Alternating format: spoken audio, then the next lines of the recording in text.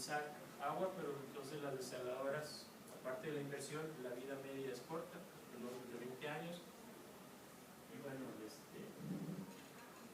está.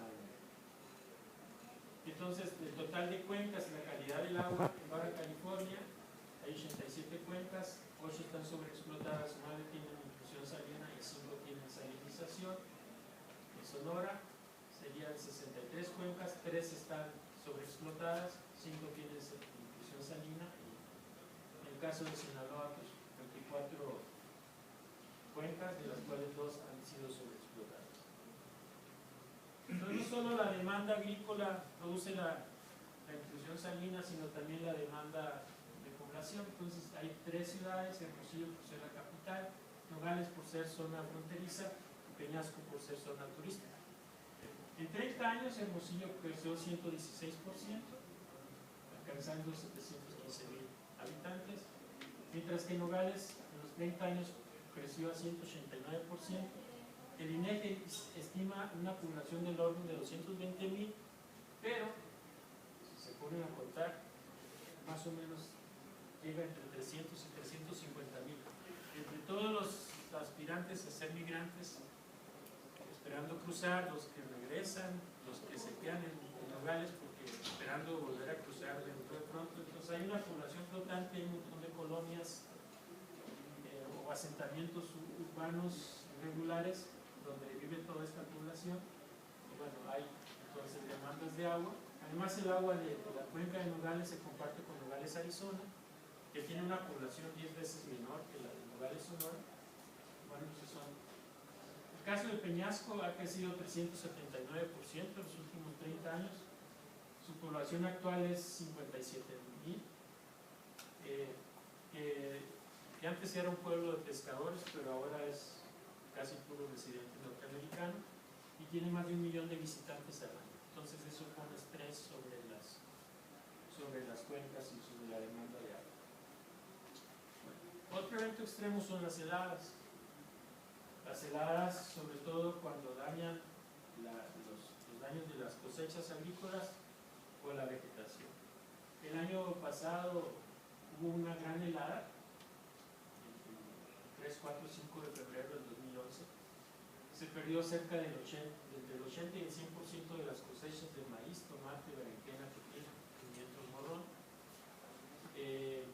Todos los jornaleros que trabajaban en el campo en febrero, entre 200 y 250,000, quedaron sin empleo.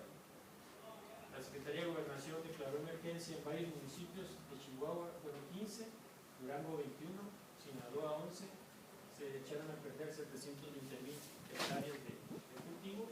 En Sonora, 59 municipios se declaró emergencia, se perdieron del orden de 30,000 hectáreas de cultivo. Eso fue en la agrícola. Y aquí están las temperaturas extremas cerca de la parte de la sierra. Hubo temperaturas de menos 21.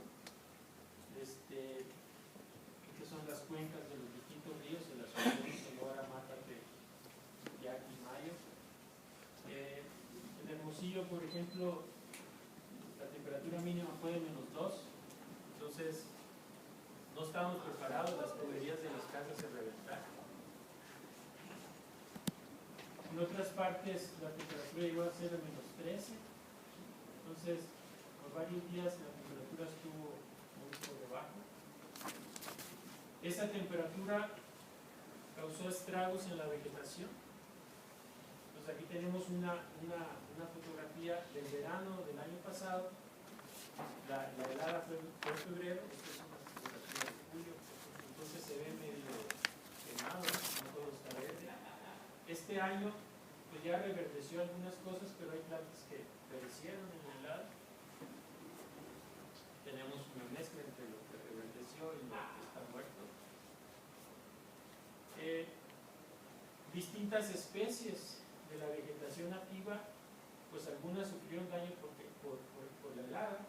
Entonces la chipura se quemó, la chiragüe 83%, el garambullo 53%, toda la rama blanca se quemó. El mezquite no sufrió daño. Después en otros sitios similar, entonces se quemó casi todo Palo castillo, la hoja ancha y la pulsera. Entonces, el tipo de vegetación, pues no todas resisten el cambio drástico en la temperatura. Pues la pregunta natural es, ¿qué va a suceder con la intensidad y la frecuencia de estos eventos extremos con el cambio climático? Entonces, ¿qué va a pasar con las sequías? ¿Qué va a pasar con las precipitaciones intensas? ¿Con las olas de calor? Etcétera. Entonces, recuerden que todo está conectado. El noroeste de México está en esta parte de aquí, entonces que corresponde con son las celdas de carne que llevan son corrientes que se generan del trópico, y aquí está la subsidencia de dos celdas, la que viene del trópico y la que viene de esta parte, de esta latitud norte. Entonces, ¿cómo se van a afectar? Si se van a afectar también los vientos alisos, los vientos del oeste, los vientos del este, ¿cómo van a ser afectados por este cambio climático? Y bueno, ¿qué se pronostica entonces con los eventos extremos ante el cambio climático? Entonces, antes teníamos, digamos, la probabilidad de temperatura. El promedio es la temperatura. Hay días muy helados y hay días muy calientes. Si hay un calentamiento global, entonces esta curva se va a recorrer.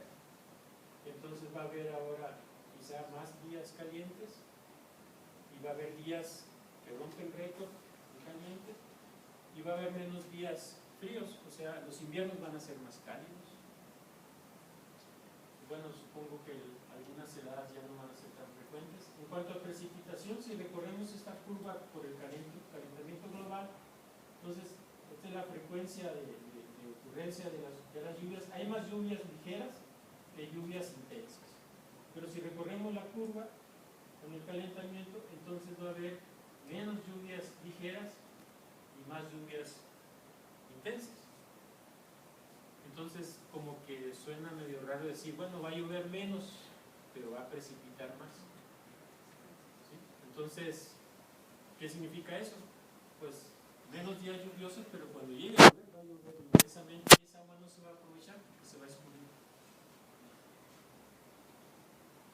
Y bueno, lo que va a suceder también es que cuando este es como funciona el clima, aquí tenemos, esto es América y esto es Asia, esto es el océano Pacífico. Entonces tenemos los vientos alisos, empujan la humedad hacia la parte sureste de Asia. Ahí el océano está caliente, entonces hay evaporación, sube a las nubes y esas nubes generan este tipo de corriente, la corriente Walker. Si hay un calentamiento global, estos vientos se van a debilitar. Bueno, se han debilitado desde 1800 a la actualidad del orden del 3.5%, y se pronostica que para fin del siglo se haya debilitado un 10%. Si se debilitan entonces los vientos, no sé si se vea, pues, y al estar más, va a haber más evaporación porque el océano está más caliente, pero la atmósfera también va a estar más caliente. Entonces, si hay más humedad, pero la atmósfera está caliente, entonces no hay condensación, no hay precipitación, entonces va a llover menos aquí. Y entonces este ciclo que antes mantenía el movimiento en la atmósfera, ese ciclo va a ser ahora más lento. Entonces eso es lo que sucede. Bueno, este es un pronóstico del modelo para el final de este siglo, cantidad de pulgadas de agua por año, lo que va a pasar con México. Esta es la escala. Entonces en nuestra región tenemos entre blanco y azul, entonces significa que va a precipitar más, pero menos frecuente. Esto es como era antes, tomando datos del 50 al 2000. La latitud 30, que es donde estamos nosotros, pues sí, la precipitación es menos que si estamos acá en Colombia, ¿no? Con el calentamiento global esta curva se va a modificar y entonces ahora va a llover menos en esta parte. Lo mismo en el hemisferio sur. ¿Sí? En el hemisferio norte pues sí va a precipitar más porque, bueno, ya se han derretido las capas polares, hay más humedad, está más caliente el océano y, bueno, hay más precipitación en el hemisferio norte. En cuanto a huracanes, ¿va a haber más huracanes si hay calentamiento global? Bueno, esta curva es la actual. Entonces, hay muchos huracanes entre categoría 3, categoría 4 y pocos en categoría 5. Pero si hay calentamiento global, esta es la nueva curva. Va a haber menos huracanes 3 y 4, pero va a haber más huracanes 5. Esa es lo que representaría esta gráfica. Van a disminuir el número de huracanes categoría 1, 2 y 3 y va a haber más categoría 5 porque el motor de los huracanes es el océano caliente. Bueno, esa es mi presentación, porque es la perspectiva de eventos extremos y cambio climático, viéndolo desde el noroeste. Si tienen preguntas. Sí. Nos comentaba en la presentación, en su presentación, que el hecho de que se agote el agua dulce, Sí. permite que pues entre más agua salinizada con más sal. Sí.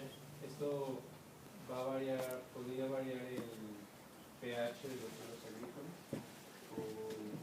Pues depende de dónde estás sacando el agua. Te das cuenta que tienes un vaso y pones un popote y le jalas la leche o el agua que está en el fondo. Entonces, lo que extraigas se mete de los lados, ¿no? No tanto el pH de la superficie, pero el agua de las cuencas, del subsuelo donde tienes el pozo, pues sí se ha ensaltrado. Y la tierra es como una esponja, entonces el agua, si tú jalas agua, pues se mete agua del mar, se viene metiendo y se viene metiendo. Son como esponjas, pero hay valles y hay cuencas, haz de cuenta que el fondo del mar, y el agua pues no viene directamente de la costa hacia adentro, sino que va siguiendo los valles que están por el subsuelo y por ahí está viajando el agua salina. Pero una vez que entra ya no hay forma de sacarlo. Y muchos de los pozos que están en la costa, pues ya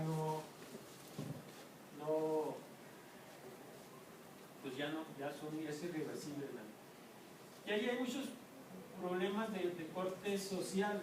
Por ejemplo, ¿qué hacen una vez que se desbarataron los ejidos, por ejemplo? Entonces, muchos de los inquiliatarios lo que hicieron fue rentar la parcela. Los permisos de pozo ya estaban dados. Entonces, lo que hacen es rentar. Entonces, viene alguien y siembra espárrago, por ejemplo. Entonces, el espárrago requiere mucha agua. Rentó el lugar, puse el pozo, se acaba el agua, se ensalitra y luego va y renta enseguida. Puse el agua y lo ensalitra. Entonces, ha avanzado todo lo que es la costa de Caborca, Hermosillo y Guaymas, en Palma, hay inclusión salina. En el caso de Hermosillo, pues la costa de Hermosillo hay una región que está velada de agricultura, que se usa para agua urbana, y bueno, recientemente polémica y todo, se está transfiriendo agua entre una cuenca a otra. Se va a llevar agua de Novillo, de la presa de Novillo, a Hermosillo, y bueno, los de Obregón, que son los que están río abajo de la presa de Novillo, pues protestaron porque les vamos a robar menos del 5% del agua que usaban en la presa. Entonces, es más complejo porque no solo es científico el problema, sino que aparecen los aspectos sociales y luego viene toda la normatividad. ¿Quién tiene derecho sobre el agua? Y si se puede, y si hay realmente un derecho de prioridad en el uso urbano que en el uso agrícola, porque cerca del 80% del agua se usa en el sector agrícola. Pero una vez que se da la inclusión, pues ya no hay derecho. Lo mismo si el suelo tiene sal, pues también el agua que esté ahí va a ser salobre, como es la región aquí del río Colorado, que desemboca. El problema del río Colorado es que el agua que que ha venido bajando por todo el Gran Cañón, pues le van extrayendo. Por ejemplo, Tucson vive de agua que extraen del río Colorado, entonces va un acueducto del río Colorado a Tucson, y ellos usan agua del río Colorado. Pues al estar extrayendo agua dulce, pues se empieza a aumentar la densidad de sal. Entonces cuando llega aquí a Mexicali, pues ya viene más salada el agua que lo que tenía en el norte. Por ejemplo, desalinadoras, aquí tenemos Peñasco, que mencionaba que es una zona turística, entonces entre el gobierno mexicano y estadounidense se va a poner una planta desaladora para poder atender el crecimiento poblacional debido al auge turístico de Peñasco. Peñasco está a unas cuantas horas de las ciudades como Tucson y Phoenix. Aquí está en San Felipe, que son donde vienen a vacacionar los de California, porque aquí hay playas, más tranquilo el agua que en el Pacífico. Sí. Una pregunta, las heladas, ¿qué registro tienen de cuánto tiempo es que se vienen presentando y cuánto han incrementado tanto su frecuencia como su intensidad? Pues la intensidad es variable, pero se supone que con el cambio climático la frecuencia de las heladas va a ser cada vez menos, pero son eventos extremos. Cuando mencionaba aquí esta curva de probabilidad o de frecuencia, aquí había, pues si hay heladas, siempre hay heladas, pero si esta curva, si hay un calentamiento global, entonces la curva se recorre, entonces la probabilidad de heladas ya casi es más pequeña, o sea, va a haber menos días muy fríos. ¿Qué está pasando? Por ejemplo,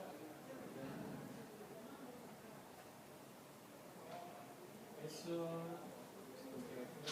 son las temperaturas de invierno, estas son las observadas, ¿no? Entonces, en invierno, pues hay temperaturas de 5 o 10 grados, y hay cosas menos de 5 grados acá todo el norte de Estados Unidos y Canadá. ¿Qué va a pasar en el futuro? Pues como las cosas se van a calentar, donde era antes muy frío, pues ahora va a ser 4 grados más caliente. Aquí va a ser 4 grados más caliente. Entonces, si antes la temperatura llegaba a menos 20 grados, pues va a llegar a menos 16. El problema es en las altas temperaturas. Si antes aquí la temperatura máxima era 52 y le subes, pues será 55. Entonces, si vives por acá, pues la máxima era 28 y ahora es 29 o 30, pues más o menos la hace. Pero ¿qué va a pasar? No toda la vegetación puede migrar, nosotros nos podemos ir, pero no toda la fauna también se puede ir.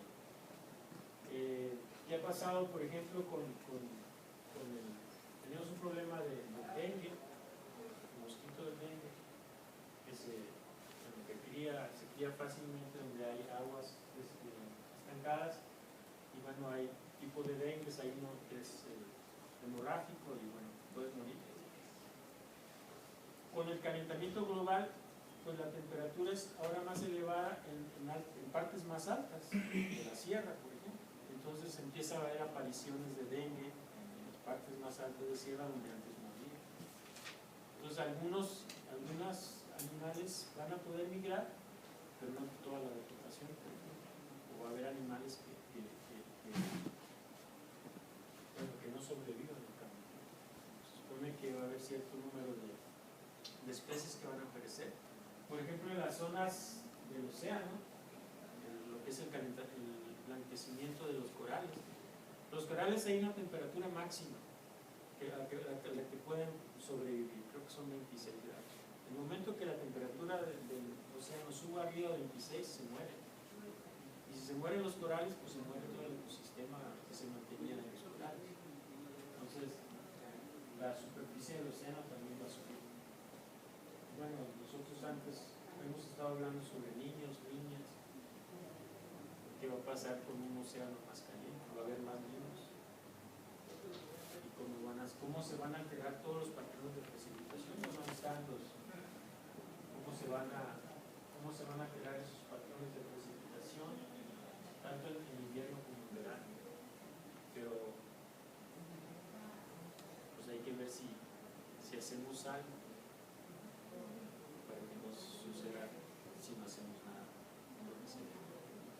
Entonces sí es frágil todo, todos somos frágiles a eso. Yo tengo una pregunta. Sí. Respecto a, es que apenas he estado viendo que es una cumbre de la Tierra y estaban mucho de las críticas que se hacen al uso de la tecnología en este nuevo paradigma de que tal vez la tecnología no salve el calentamiento global.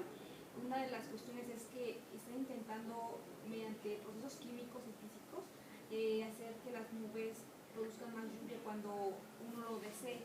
Esas cuestiones ya de jugar con el clima, pero ya de manera voluntaria, están surgiendo cada vez más. Entonces yo quisiera saber su opinión sobre estos temas de la tecnología aplicada al clima. ¿Es algo que debemos de evitar o mejor tal vez sí investigar? ¿Qué opina usted?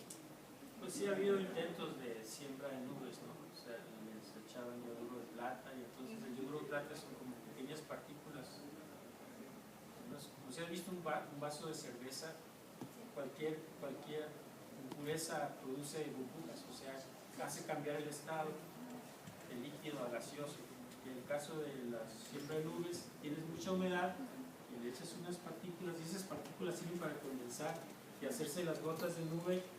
Luego con las corrientes de convección dentro de las nubes esas gotas van creciendo hasta que es una gota de lluvia y luego precipita. Entonces sí hay fenómenos así, pero necesitas tener humedad para formar nubes. Y otra vez viene el lío legal. Oye, pero es que iba a llover en mi terreno, pero tú hiciste llover antes de que llegara a mi terreno. Entonces, esa es una. La otra cosa que está haciendo la tecnología para el cambio climático, pues es lo que se llama la geoingeniería, que es, por ejemplo, pues sabemos que si hay un exceso de CO2, ¿cómo podemos reducir los niveles de CO2 que hay en la atmósfera? Entonces tenemos que capturar ese CO2.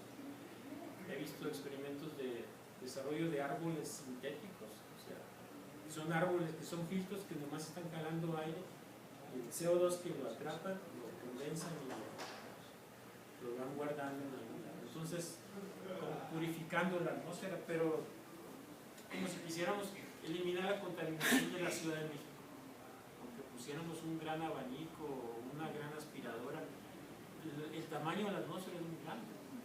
Entonces las escalas son muy grandes y pues sí necesitamos hacer mucho de eso o buscar otra forma de no contaminar, no producir, o sea, bajar las emisiones de CO2 como tenemos formas de bajar los contaminantes de la atmósfera. Pero sí muchas de nuestras actividades impactan las actividades de este tipo de fenómenos, entonces tenemos que cambiar y no esperar que alguien venga y nos cambie, tenemos que cambiar nosotros. Entonces, ¿cómo podemos cambiar nosotros? Pues cambiando nuestra huella de carbono, por ejemplo. Si tenemos un calentador de agua, pues no me gustaría tenerlo a 45 grados, lo puedo tener a 30. Si tengo calefacción, si tengo refrigeración, pues moverle el termostato para que no gaste tanta energía eléctrica que a su vez se tiene que generar en la ventana. Entonces, si compramos cosas que nomás vienen de Europa, pues todo lo que están gastando en combustible, en traer las cosas, mejor compramos cosas locales, generamos una economía, fortalecemos la economía local. Entonces, una serie de pasos que tenemos que hacer nosotros para entonces nuestro impacto ambiental sea menos y ser más sustentable. ¿Alguna otra pregunta? ¿No? Bueno, pues gracias.